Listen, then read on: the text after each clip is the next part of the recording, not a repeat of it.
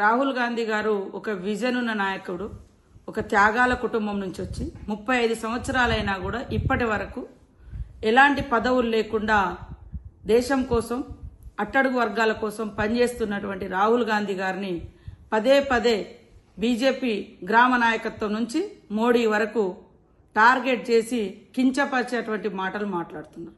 వాళ్ళ BJP politics ఏంటి అంటే వాళ్ళు నమ్ముకున్నది డివైజివ్, డిస్ట్రక్టివ్, హేట్రేట్.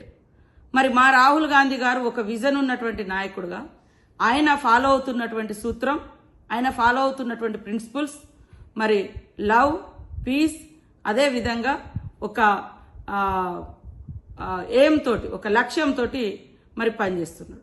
కాబట్టి ప్రజలు కూడా వీరి యొక్క బీజేపీ యొక్క హేట్రేట్ పాలిటిక్స్, అదే విధంగా రాహుల్ గాంధీ యొక్క peace and love and equality, అదే విధంగా ప్రోగ్రెస్, ఈ యొక్క సిద్ధాంతాలను కంపేర్ చేసుకొని చూస్తే ఈ సమాజానికి మరి హేట్రేట్ పనికొస్తుందా, విద్వేషం పనికొస్తుందా, మరి శాంతి, ప్రేమ అనేది పనికొస్తుందా? ఆయన యొక్క విజన్ డైవర్ట్ చేయడం కోసం ఈరోజు వ్యక్తిగతంగా కులము, మతము, వర్గం అనేటువంటి తీసుకొచ్చి ఇవాళ మాట్లాడుతున్నటువంటి బీజేపీ నాయకులు 10 సంవత్సరాలుగా మీరు సమాజానికి, సొసైటీకి చేసింది ఏమి లేదు. మీరు ఏదైనా చేసిందని ఏదైనా ఉందంటే విద్వేషాలు సృష్టించడం, విభజనలు సృష్టించడం, రాజకీయాలను, పదవులను పొందడం.